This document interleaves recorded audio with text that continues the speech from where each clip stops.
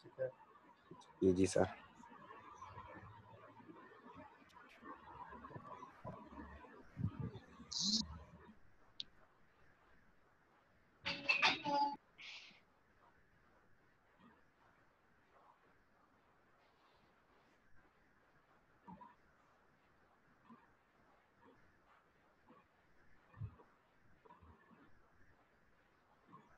ये देखो कि फॉर एग्जांपल जिस तरह हम ये डिस्कस कर रहे थे कि how to determine your output, तो आउटपुट का हमारे पास बहुत सिंपल सा फॉर्मूला है। ठीक है, थोड़ा सा मैं रिवाइज करता हुआ चलता हूँ।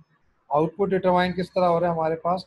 आउटपुट डिटरमाइन हमारे पास होगा जब मार्जिनल रेवेन्यू और मार्जिनल कॉस्ट आपस में इंटरेक्ट करते हैं। ठीक है, हमने कहा ये पॉइंट है, यहाँ पे इंटरेक्ट कर रहे हैं, ये आउटपुट है 3।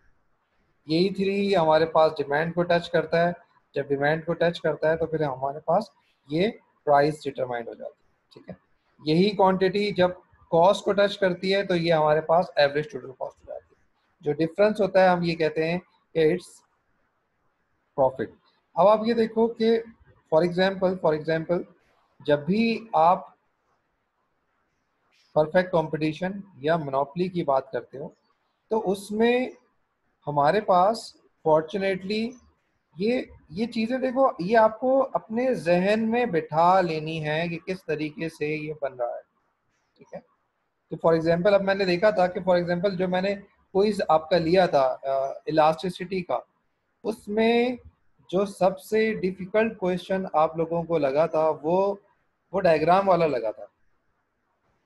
डायग्राम के मेजॉरिटी ने यानी कि आउट ऑफ 88 स्टूडेंट 21 स्टूडेंट ने सिर्फ ठीक किया था उसको। क्लियर? 21 स्टूडेंट ने ठीक किया है। इट मींस के वो आप लोग कॉन्सेप्ट तो समझ रहे हो, लेकिन आप लोग बाय जो डायग्राम है, जो फिगर्स हैं, उनको आप नहीं समझ रहे।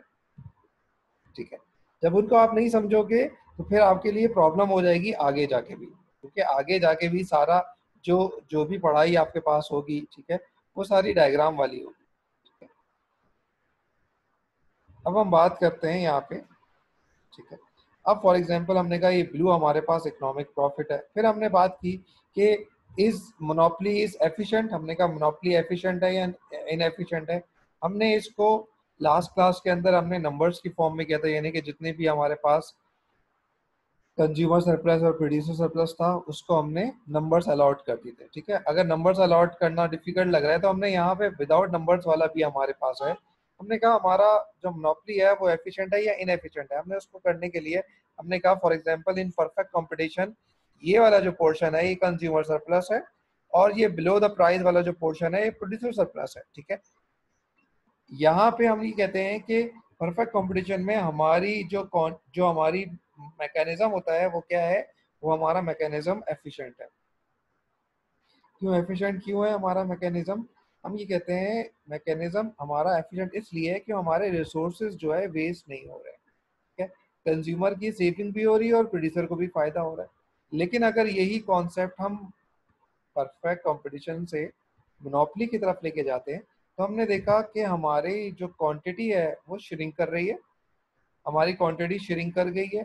पहले हम क्यूसी पे थे, क्यूएम पे चला गया, प्राइस पी से पीएम पे चला गया। क्वांटिटी डिक्रीज कर रही है, डिक्रीज करने की वजह से हमारी जो प्राइसेस हैं वो क्या हो रही हैं? हमारी प्राइसेस जो हैं वो इंक्रीज कर रही है। क्लियर? अब यहाँ पे जब देखते हैं हम लोग तो हमारा कंज्यूमर सरप्लस जो था, जो परफेक्ट कंपटीशन के अंदर था, वो कंज्यूमर सरप्लस जो है वो श्रिंक कर रहा है। पहले ये जो पोर्शन प्रोड्यूसर्स अब उसमें परफेक्ट कंपटीशन में था, अब वो आ गया है, अब वो श्रिंक होके इतना सा रह गया। ठीक है, यानी कि ये वाला बॉक्स, ये पोर्शन किस में चला गया है? जो पहले परफेक्ट कंपटीशन में कंज्यूमर सरप्लस था वो अब पार्ट हो गया है प्रोड्यूसर सरप्लस का। इट मीन्स कि मोनोपोली के अंदर जो है वो बेसिकली क्या हो रहा है कि प्रोड्यूसर को ज्यादा बेनिफिट हो रहा है। और ये जो दो राइट एंगल, जो ये ट्राइंगल है हमारे पास, राइट एंगल ट्राइंगल, ठीक है, ये हमारे पास क्या है? ये हम ये कह रहे हैं कि ये हमारा डेड वेट लॉस है। डेड वेट लॉस हमें क्या एक्सप्लेन कर रहा है? ये डेड वेट लॉस हमारा एक्सप्लेन कर रहा है कि सोसाइटी को बेसिकली हमें नुकसान हो रहा है। ठीक है, नुकसान ये नहीं है कि कंज्यूमर सरप्लस से प्रोड्यूसर सरप्लस में चला जाए तो नुकसान हो जाएगा, नहीं। अगर हमारे कुछ पोर्शन कंज्यूमर सरप्लस में था वो प्रोड्यूसर सरप्लस में आ जाएगा तो विद इन द सोसाइटी है। लेकिन अगर वो ना ही कोई पोर्शन पहले कंज्यूमर सरप्लस में था, अब ना ही प्रोड्यूसर सरप्लस में, ना वो कंज्यूमर सरप्लस में, तो क्या हो जाएगा, आपने अपने रिसोर्सेस को वेस्ट किया है, जिसकी वजह से आप ये कह सकते हो कि आपकी जो फर्म है मोनोपोली, वो इनएफिशिएंसी अपने उसमें तो वो एफिशिएंट है, लेकिन वो सोसाइटी को क्या कर रही है, सोसाइटी को बेसिकली इनएफिशिएंट कर रही है। क्लियर? ठीक है, तो ये हमने लास्ट क्लास का था जो समराइज किया। आज हमारे पास है इंशाल्लाह होपफुली आज की क्लास में हम मोनोपोली का चैप्टर उसको खत्म करके हम मोनोपोलिस्टिक कंपटीशन की तरफ जाएंगे। ठीक है, एक कॉन्सेप्ट होता है रेंट सीकिंग का। एक कॉन्सेप्ट है, यूजुअली इकोनॉमिस्ट जो है वो बात कर रहे होते हैं कि रेंट सीकिंग हो रही है, रेंट सीकिंग हो रही है, कि अक्सर आप ये देखोगे तो डिफरेंट टॉक शोज के अंदर या डिफरेंट उसके अंदर यहाँ पे ये बात कर रहे होते हैं कि रेंट सीकिंग हो रही है। रेंट सीकिंग जो है वो कहते किस चीज को है, देखो रेंट सीकिंग जो ओरिजिनली जो कॉन्सेप्ट है ना रेंट सीकिंग का, वो होता ही है कि जो फर्म है, ठीक है, अब हमें नहीं पता कि वो परफेक्ट कंपटीशन फर्म है या मोनोपोली फर्म है, वो क्या करती है, वो अपनी सो कॉल्ड, ठीक है, वो क्या कर रही होती है, वो सो कॉल्ड इस तरह की एक्सपेंडिचर अपनी करती है, तो ये शो करती है कि वो ये शो करती है कि फर्म ने बेसिकली क्या हो जाए, मोनोपोली जब होती है ना, देखो मोनोपोली के अंदर क्या हो रहा है कि मोनोपोली के अंदर हमारे पास प्रॉफिट जो है वो ज्यादा है, प्रॉफिट का जो मार्जिन है वो ज्यादा है। अब जब प्रॉफिट का मार्जिन ज्यादा है तो डेफिनेटली बात है दूसरी फर्म उसको दूसरी फर्म जो है इंटरेस्टेड होती है कि वो उस जगह उस मार्केट के अंदर वो एंटर हो जाए। लेकिन देखो मोनोपोली की कोशिश यही होती है कि वो अपनी मार्केट के अंदर किसी दूसरी फर्म को एंटर ना होने दे। ठीक है, अब उसको रोकती है डिफरेंट तरीके से। एक तरीका हमारे पास रेंट सीकिंग का भी है। रेंट सीकिंग क्या करती है कि रेंट सीकिंग बेसिकली हमारे पास वो कंपटीशन को रोक रही होती है। ठीक है, वो कंपटीशन को किस तरह रोक रही होती है, वो सो कॉल्ड ये करती है कि अपनी एक्सपेंडिचर जो कॉस्ट है, ठीक है, वो अपनी इंक्रीज कर देती है। जब एक्सपेंडिचर आपके पास इंक्रीज कर लेती है या इस तरह का शो करती है कि जी हमारी जो एक्सपेंडिचर है वो तो बहुत ज़्यादा है, ठीक है, हमारे जो एक्सपेंडिचर है वो तो बहुत ज़्यादा है, जिसकी वजह से इस एक्सपेंडिचर की वजह से हमारे पास क्या हो रहा है, हमारे पास नो प्रॉफिट नो लॉस का, यानी कि मोनोपोली में होने के बावजूद वो ये कहती है कि नो प्रॉफिट नो लॉस है। जब नो प्रॉफिट नो लॉस रहती है तो वो क्या कहती है, वो रिस्ट्रिक्ट करती है कंपटीशन को, वो रिस्ट्रिक्ट करती है कंपटीशन को। अच्छा, ये जरूरी नहीं है कि ये मोनोपोली के अंदर ही हो, ये हो सकता है कि ये परफेक्ट कंपटीशन के अंदर आ जाए। अगर वो परफेक्ट कंपटीशन के अंदर फर्म ने रेंट चेकिंग करनी शुरू कर दी, अपनी कॉस्ट जो है उसमें तो कहते हैं कि सो कॉल्ड जो उसकी जो कॉस्ट होती है वो उसकी कॉस्ट हाई होती है और नो लॉन्ग लॉन्ग रन के अंदर हमारे पास नो प्रॉफिट नो लॉस ही है। ठीक है, तो फॉर एग्जाम्पल वो वहां पे भी जो दूसरी फर्म है वो वहां से एग्जिट करनी शुरू हो जाती हैं, और जो रेंट चेकिंग फर्म कर रही होती है वो क्या हो रही होती है, वो मोनोपोली स्टेज के अंदर आ जाती है। ठीक है, ये दोनों तरफ से चल रहा होता है। ठीक है, अब हम ये देखते हैं कि फॉर एग्जांपल रेंट चेकिंग की वजह से क्या होता है, क्या सिम्टम्स हैं। ठीक है, हम ये कहते हैं रेंट चेकिंग की वजह से फर्म जो है वो मोनोपोली को बाय कर रही होती है, या रेंट चेकिंग की वजह से मोनोपोली क्रिएट हो रही होती है। ठीक है, अब हमने कहा मोनोपोली बाय किस तरह करोगे, हमने कहा रेंट चेकिंग की वजह से यूजुअली फर्म दूसरी फर्म को परचेज कर लेती है। ठीक है, अब फॉर एग्जांपल मार्केट के अंदर तीन फर्म हैं, मैं ए बी सी, तीन फर्म मार्केट के अंदर काम कर रही हैं। ए फर्म ने रेंट चेकिंग करनी शुरू कर दी, यानी कि उसने जो अपनी प्राइस है उसने प्राइस अपनी डाउन कर दी है, अपने एक्सपेंडिचर अप कर दी है, जिसकी वजह से कॉस्ट जो है, जिसकी वजह से जो उसका प्रॉफिट है वो क्या हो गया है, उसका प्रॉफिट रिड्यूस हो गया। अब जो बी एंड सी फर्म है वो ये देख रही है कि अब हमें प्रॉफिट नहीं हो रहा जो हम देख कर आए थे। क्लियर? वो क्या कहेंगी, वो उस मार्केट से एग्जिट करना चाहती हैं। तो मोनोपोली जो ए फर्म होती है वो उन दोनों फर्म को वो बेसिकली क्या कर रही होती है, वो परचेज कर लेती है। परचेज करके क्या होता है, वो परचेज करके वो एक जाइंट फर्म बन जाती है, एक जाइंट मोनोपोली फर्म बन जाती है। ठीक है, जो किसी भी दूसरी फर्म को फिर एंटर होने से मार्केट में रोकती है। ठीक है। नंबर सेकंड कंडीशन क्या है? रेंट सीकिंग यूजुअली हम ये कहते हैं कि सम टाइम गवर्नमेंट जो है वो रेंट सीकिंग करवाती है। फॉर एग्जाम्पल हमने कहा कि rent seeking is a political activity. वो क्या करते हैं, गवर्नमेंट अपने, फॉर एग्जाम्पल हमने पाकिस्तान में यूजुअली देखा होगा कि रेंट सीकिंग हो रही है। अब रेंट सीकिंग किस तरह हो रही है कि गवर्नमेंट जो है, फॉर एग्जाम्पल यानी कि जो हमारे MNAs MPAs हैं, उनका जाहिर सी बात है उनके कोई खानदान फैमिली टर्म्स के अंदर कोई बिजनेस कर रहा है, ठीक है, बिजनेस कर रहा है, तो वो वहां से इन्फ्लुएंस करवाते हैं कि हमें, फॉर एग्जांपल आजकल जो एक केस चल रहा है यानी कि चीन की शुगर के ऊपर जो सब्सिडाइज दिया गया है, सब्सिडी प्रोवाइड की गए, उस पर एक बहुत इशू बना हुआ, ठीक है। वो इशू यही है कि बेसिकली कि वो वो जो 10 to 15 फर्म्स थी, उन्होंने क्या किया है, उन्होंने गवर्नमेंट से बेसिकली इंसेंटिव लिए हैं। इंसेंटिव लिया है ये शो करके कि जी हमारी कॉस्ट ऑफ प्रोडक्शन जो है वो तो बिल्कुल हाई है, जिसकी वजह से हमारा प्रॉफिट नहीं है, तो हमें सब्सिडी दिया जाए, अदरवाइज हम क्या करेंगे, अदरवाइज हम प्राइस हाई कर देंगे। क्लियर? ठीक है। अब उन्होंने बेसिकली क्या किया है, प्राइस को भी स्टेबलाइज रखा है और गवर्नमेंट से इंसेंटिव भी ले लिया।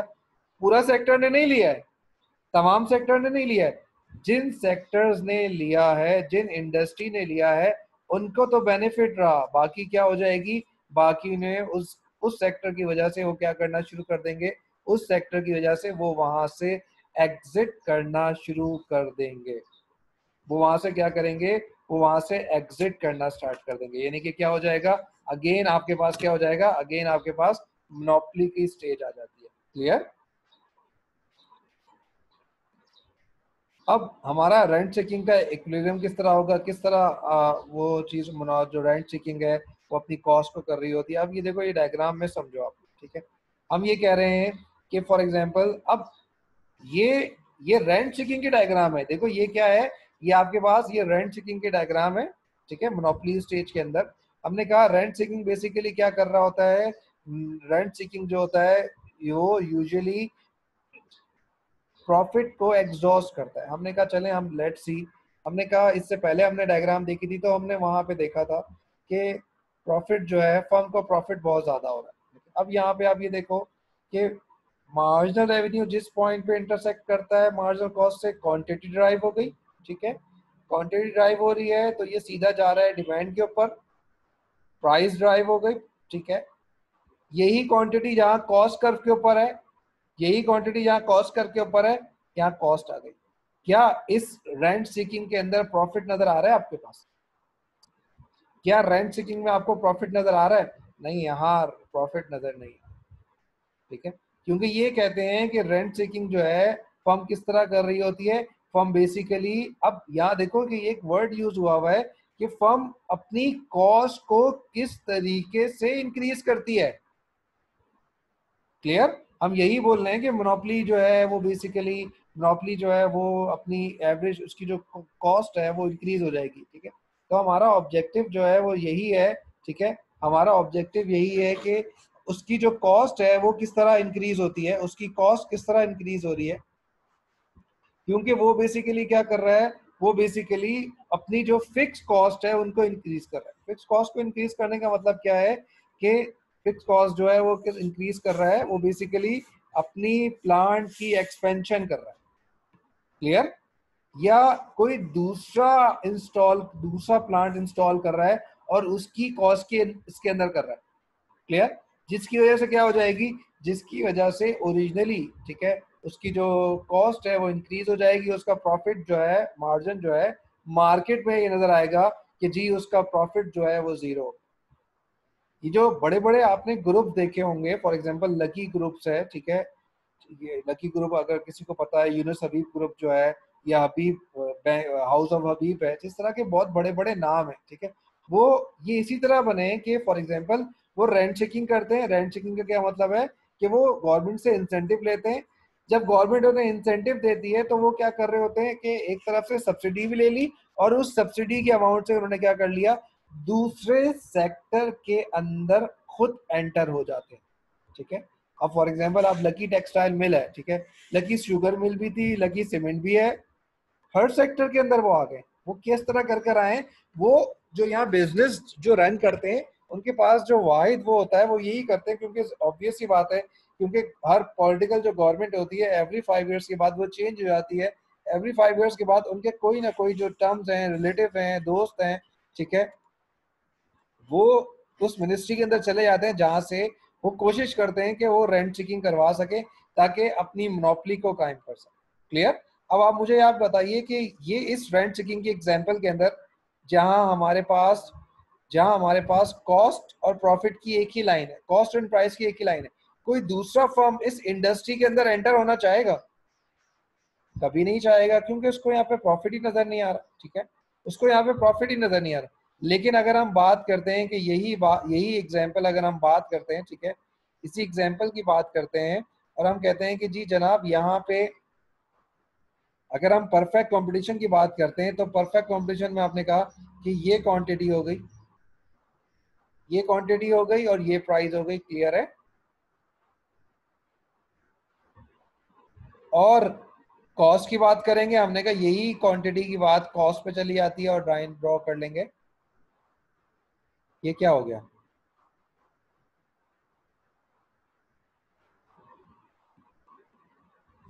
ये क्या हो गया हमारे पास? हमने कहा कि ये हमारे पास ये लॉस हो गया, ये हमारे पास लॉस हो रहा है। किस कंडीशन के अंदर? परफेक्ट कॉम्पिटिशन के जब रेंट चेकिंग हो रही होती है तो वो क्या शो करेगी? वो यहाँ पे लॉस शो करेगी। उस लॉस शो में क्या हो रहा होगा? उसकी दूसरी फर्म कहीं स्टेब्लिश हो रही होगी, उसकी कॉस्ट ऑफ उसकी जो कॉस्ट जो फिक्स कॉस्ट है वो यहाँ इंक्लूड कर रही है। क्लियर? उसको देखते हुए क्या हो जाएगा? जो दूसरी फर्म है मार्केट में एंटर नहीं होगी, दूसरी फर्म जो है मार्केट में एंटर नहीं होंगी और वो यहाँ पे कैप्चर कर लेंगे सारी मार्केट को। और कैप्चर करने का मतलब ये है कि वो मोनोपोली को क्रिएट कर। क्लियर? क्लियर? ठीक है।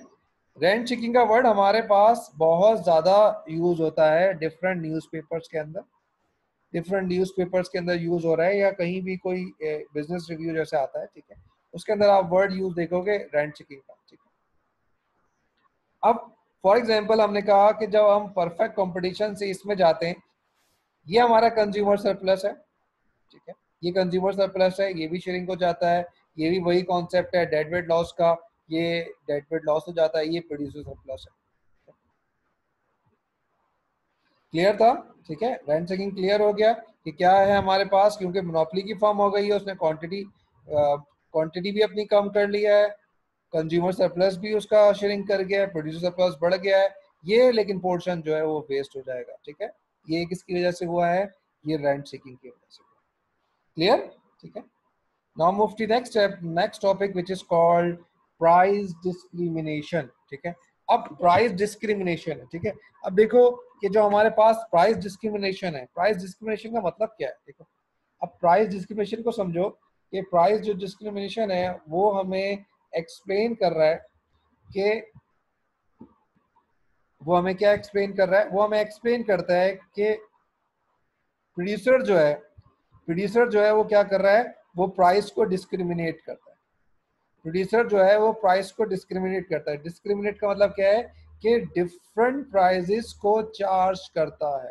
ठीक है, डिफरेंट प्राइजेस को क्या कर रहा है? डिफरेंट प्राइजेस को चार्ज कर रहा है। अब क्या मतलब क्या हुआ इसका? ठीक है, अब फॉर एग्जांपल हम ये बात कर रहे हैं, हम यहाँ पे ये बात करें कि डिफरेंट प्राइजेस का क्या मतलब है, कि वो किस तरह ले रहा है। ठीक है, तो हमने कहा कि there are three types of, यानी कि हमने कहा कि there are three types of price discrimination. Price discrimination की थ्री टाइप्स हैं। एक हमारे पास कहलाती है परफेक्ट प्राइस डिस्क्रिमिनेशन। ठीक है, आपके पास कहलाती है परफेक्ट प्राइस डिस्क्रिमिनेशन। ठीक है, मैं आपको ग्रुप के ऊपर शेयर कर देता हूँ, ठीक है, उसके कंटेंट। ठीक है, परफेक्ट प्राइस डिस्क्रिमिनेशन क्या कहलाती है? ठीक है, परफेक्ट प्राइस डिस्क्रिमिनेशन कहलाती है कि एक ही फर्म है, एक फर्म डिफरेंट क्वांटिटी के ऊपर, यानी कि हर क्वांटिटी के ऊपर जो उसकी प्राइजेस होंगी वो डिफरेंट होंगी। हर क्वांटिटी के ऊपर जो प्राइजेस होंगी वो क्या होंगी? वो डिफरेंट होगी। यानी कि मैंने व्हाट्सएप पे जो ग्रुप है उसके ऊपर शेयर किया है, इसकी जो first degree of price discrimination है, ठीक है, वो किस तरीके से होती है कि हमारे पास जो डिमांड कर्व है, हम डिमांड कर्व को ये कह सकते हैं, ठीक है, हम ये डिमांड कर्व को ये कह सकते हैं कि वो हमारे पास किसकी वो हमारे पास कौन सी कंडीशन है? वो हमारे पास, हम ये कह सकते हैं कि वो हमारे पास basically first degree of price discrimination है। वो हमारे पास first degree of price discrimination है, क्योंकि वो क्या करता है कि जैसे जैसे प्राइस कम होती है, क्वांटिटी हमारे पास बढ़ती जाती है। यानी कि क्या हो रहा है हमारे पास, वो परफेक्ट प्राइस डिस्क्रिमिनेशन है। उसमें हमारे पास बेसिकली क्या हो रहा है कि हर प्राइस के ऊपर वो जो चार्ज कर रहे हैं पैसे, वो डिफरेंट कर रहे हैं। क्लियर? ये हमारे पास फर्स्ट डिग्री थी। सेकंड डिग्री क्या है? सेकंड डिग्री रिलेट कर रहा होता है कि फॉर एग्जांपल जस्ट लाइक हमारे पास परफेक्ट जो एग्जांपल है प्राइस डिस्क्रिमिनेशन की, वो हमारे पास इस कंडीशन के अंदर है, बल्क क्वांटिटी की बात कर रहे हैं। एक है होलसेल मार्केट, एक है रिटेल मार्केट। ठीक है, फॉर एग्जांपल मैं आपसे बात करता हूं कि आप मेट्रो में जाते हो। मेट्रो में बेसिकली कि वहां पे आप देखोगे वो second degree of price discrimination वो कर रहा है। ठीक है, वो क्या कर रहा है? वो कह रहा है कि एक वो एक की प्राइस भी उसने डिस्प्ले की हुई है, और उसने 12 प्रोडक्ट की प्राइस भी डिस्क्रिमिनेट वो डिस्प्ले की हुई है, और उसने 50 प्रोडक्ट की प्राइस वो भी डिस्प्ले की हुई है। वो क्या कर रहा है? वो जितनी ज्यादा क्वांटिटी वहां से परचेज करोगे, हर क्वांटिटी के ऊपर जो प्राइजेस हैं वो क्या है, हर क्वांटिटी के ऊपर प्राइजेस जो है वो डिफरेंट। ठीक है, तो ये हमारे पास क्या हो गई है, ये हमारे पास सेकंड डिग्री है। ठीक है, जो कि रिलेट कर रही होती है बल्क के ऊपर। ठीक है, थर्ड डिग्री हमारे पास क्या है? थर्ड डिग्री हमारे पास है कस्टमर टू कस्टमर वेरी कर रहा है। ठीक है, अब कस्टमर टू कस्टमर जो वेरी कर रहा है, वो हमारे पास क्या है? कस्टमर टू कस्टमर वेरी कर रहा होता है। यानी कि इसकी जो एग्जांपल है वो है हमारे पास के इलेक्ट्रिक की, वो हमारे पास एग्जांपल है सुई गैस की, यानी कि एसएसजीसी का जो हमारे पास बिल आता है। ठीक है, वो हमारे पास कस्टमर टू कस्टमर वेरी कर रहा है। ठीक है, वो क्या कह रहे हैं कि फॉर एग्जांपल अगर किसी की यूजेज कम है, या कोई, ठीक है, कोई हमारे पास फॉर एग्जांपल अक्सर ये होता है कि ये बात तो सबको पता है कि जो ओल्ड एज है, ठीक है, जो ओल्ड एज लोग होते हैं वो मोबाइल यूज नहीं कर रहे। फॉर एग्जांपल कोई, या कोई स्टूडेंट है, आजकल जैसे पैकेजेस आए हुए हैं कि अगर कोई स्टूडेंट है, तो अगर वो स्टूडेंट अपना यूनिवर्सिटी का कार्ड दिखाएगा, तो अब पीटीसीएल जो है या कोई ऐसी ऑर्गेनाइजेशन जो है वो डिस्काउंट उसको ऑफर करेगी, क्योंकि क्लासेस जो है ऑनलाइन हो रही। ठीक है, तो ये क्या कर रहा है? ये हमारे पास थर्ड डिग्री ऑफ डिस्क्रिमिनेशन है। ये बल्क पे नहीं हो रहा, ये स्पेसिफिक कस्टमर्स के लिए हमें क्या दिया गया है, ये स्पेसिफिक कस्टमर्स के लिए फर्म बेसिकली क्या कर रही है, फर्म प्राइस को ऑफर कर रही है। बाकी सबके लिए कांस्टेंट रखा हुआ है, लेकिन अगर वो स्टूडेंट है तो उसके लिए डिस्काउंट दे रही है। ठीक है, यूजुअली ये हमारे पास ट्रेन के अंदर भी है, ये हमारे पास रेलवे के अंदर भी है, ये डिफरेंट उसके लिए जो है वो कर रही होती है। क्लियर है? ठीक है, तो ये प्राइस डिस्क्रिमिनेशन की एक टाइप थी। ठीक है, ये मैंने आपको ग्रुप के ऊपर सेंड कर दिया, आप वहां जाके चेक कर सकते हैं। ठीक है, यहाँ पे भी आपको नजर आ जाएगा, लेकिन मुझे कल नेट पे मुझे नजर आया था तो मैंने उसको सेव कर लिया था।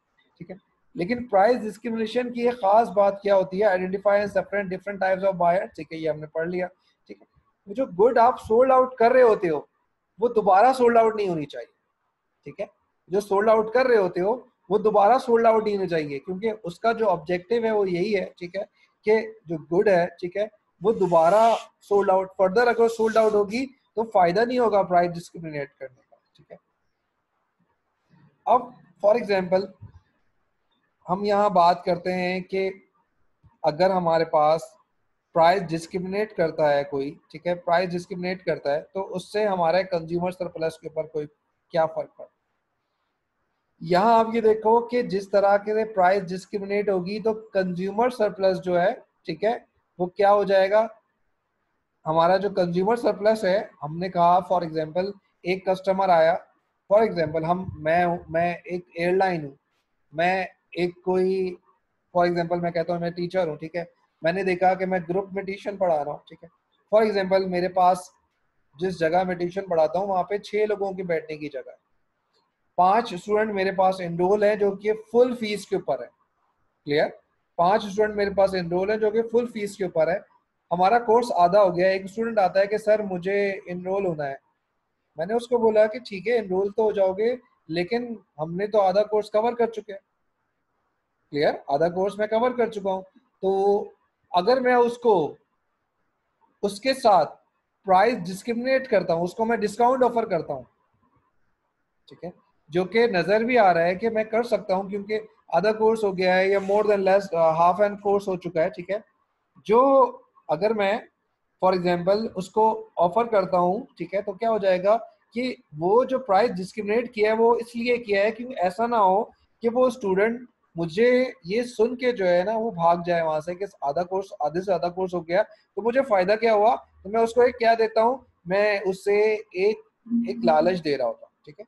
वो लालच क्या होती है बेसिकली, वो लालच ये होती है कि आप मेरे कोर्स में रजिस्टर हो जाओ, मेरे कोर्स में रजिस्टर हो जाओ और जो कोर्स है उसके अगेंस्ट में मैं आपको दोबारा वो कर, ठीक है, दोबारा ज्वाइन कर लेते हैं, अजान भी हो रही है ताकि वो हो जाए, ठीक है, इसको यहीं तक रख के दोबारा ज्वाइन कर लेते हैं।